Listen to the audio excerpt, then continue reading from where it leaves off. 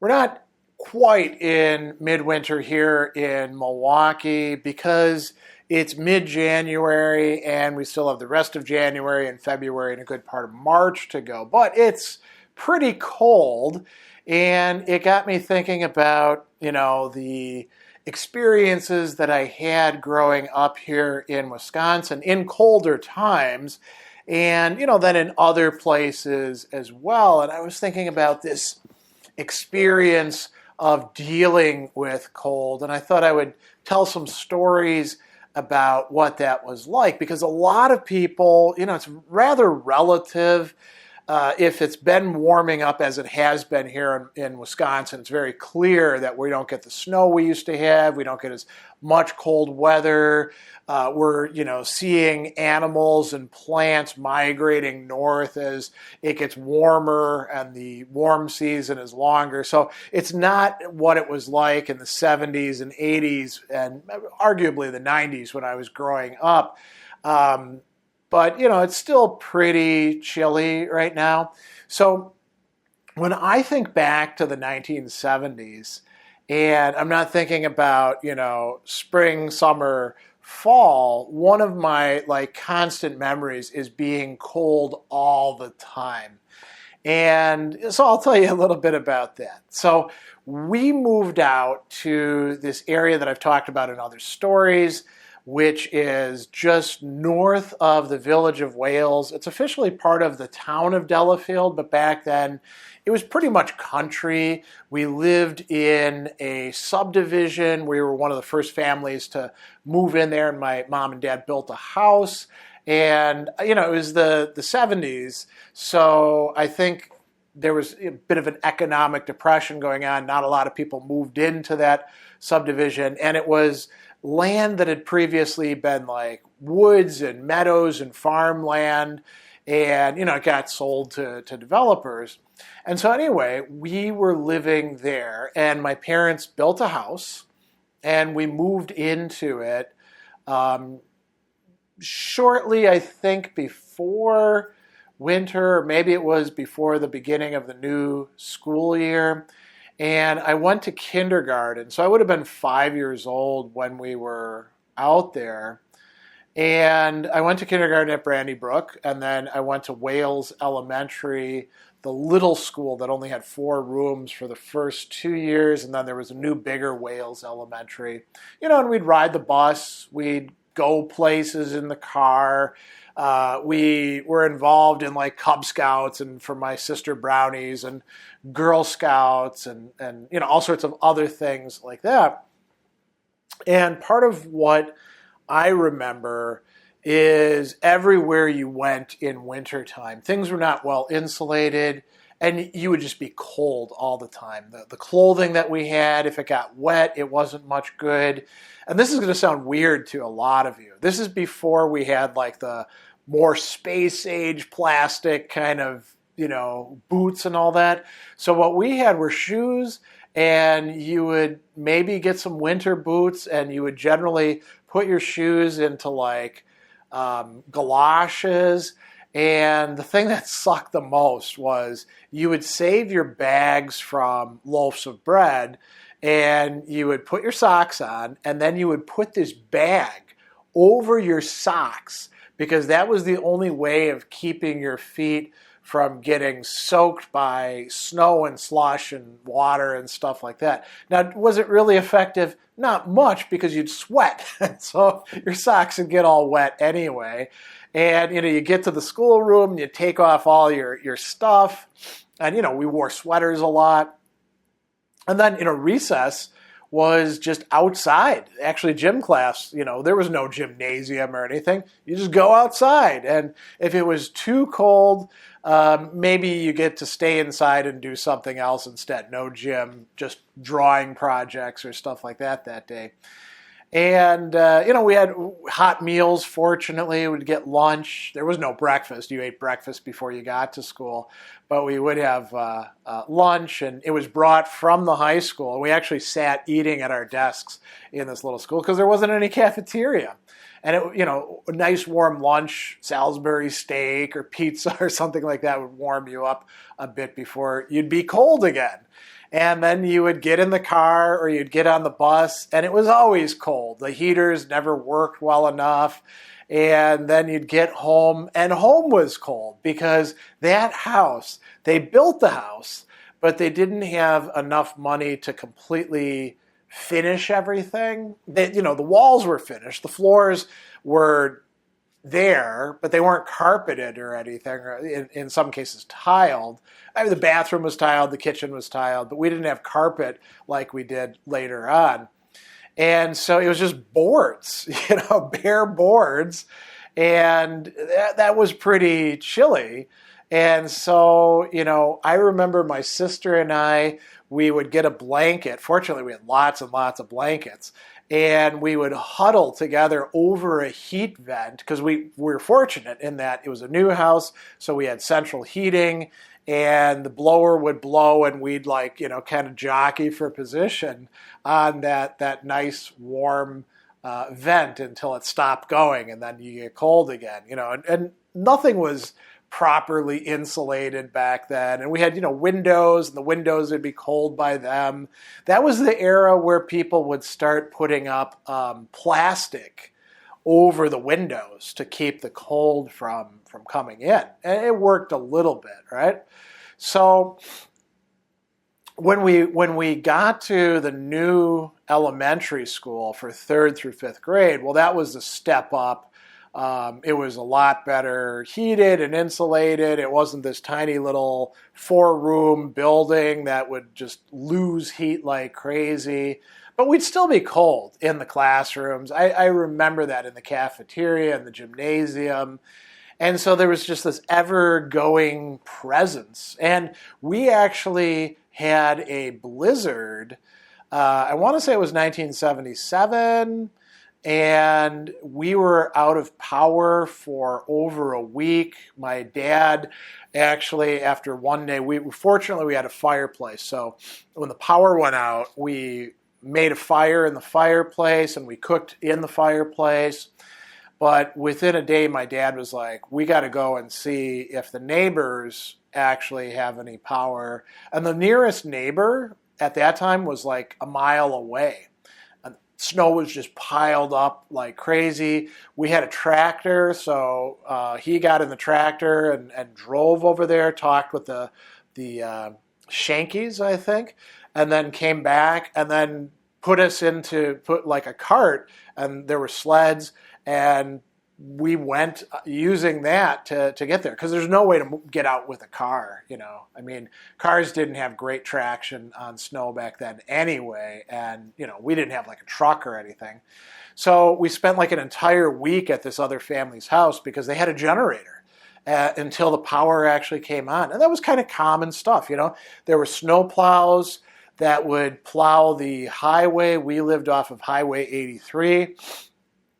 But they wouldn't get to our road for days and days and days because, when you live in the country, that's what it's like. And I remember a lot of days and nights of shoveling snow. My dad on the front of the tractor had a snow blower, but it didn't work all that great. It get clogged up. And I'd be out there with the shovel. I probably hurt my back, quite a bit. From childhood through my teenage years shoveling snow. I do remember that, my back being sore and that sort of thing.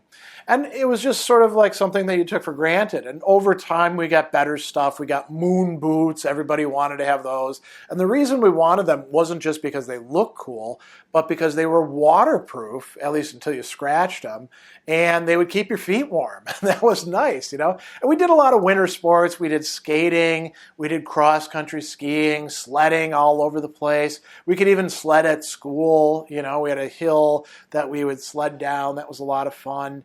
And we'd build snowmen, have snowball fights, and build forts and things like that. That was all really awesome as well. Take walks. And that was just what you did during the winter. And then, as I got older, I went to other schools. And I remember like being cold during winter, like getting in cars, carpooling to school, getting on the bus, walking to work. I remember actually like walking home, and I actually would walk along the Interstate 94, which was totally illegal, but nobody ever stopped me. When we were living in Waukesha after we moved, I was working at Kentucky Fried Chicken, and I'd work in clothes and then walk home in these boots that were just filled, like waterlogged, from working in there and covered with grease, and get home and you'd always be chilly, right, during winter. And then there were other places where I got to experience cold. I went in the Army, and I think I may have told this story. Yeah, I told the story about like the first couple days in the Army. So I went to Fort Leonard Wood in Missouri, and I mistakenly thought, hey, it's much further south of Wisconsin, so I bet it's going to be nice and warm down there. And it was actually colder in Missouri than it was up by us in Wisconsin. And, it was pretty awful, right? Why was it like that? Well, because you get these winds coming down off the Canadian plains and whipping through there, and man, it was miserable. And we're in our Army gear, and our Army gear wasn't worth a crap as far as the cold either. It was all like wool, and this is before Gore-Tex came on the scene. So if it got wet, you were screwed. You would just lose heat.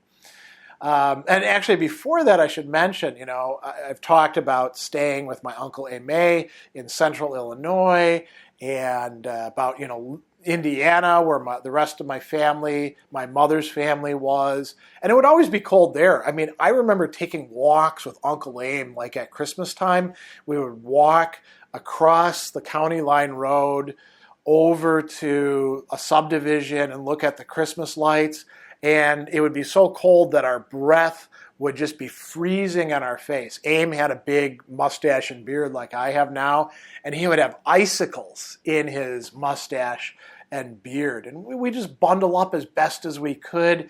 But, you would feel that pain in your fingers and your toes and your ears and your nose, that signal that you were getting close to frostbite.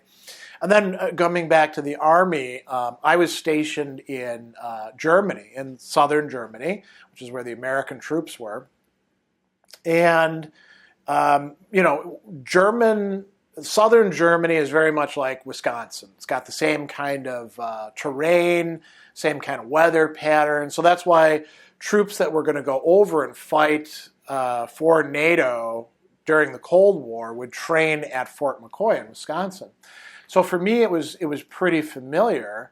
And, we'd have to go out and do field exercises and stuff like that. And, you'd get pretty cold. You'd have to do guard duty in the middle of the night, and you were just trying to like not freeze your butt off. And, sometimes they'd have a nice stove. We had armored personnel carriers, so if they were turned on, there was a heater inside that you could get warm with. But you spent a lot of time just being cold. And that's when they were first starting to bring out like new boots and new jackets, but I couldn't afford any of that sort of stuff, so I just had my regular stuff. And, then I went to college, and it was the 90s, and you would go outside. I remember actually we got snowed in quite a few times on campus, and you'd have to like make your way across campus to get to the cafeteria, which would be open, and you get some coffee to warm yourself up and food, and there'd be like some big trenches cut through the huge piles of snow on campus, and then you'd go back to your room and just kind of settle in, and your room would be cold as hell too. So you had blankets, sweaters, all that kind of stuff.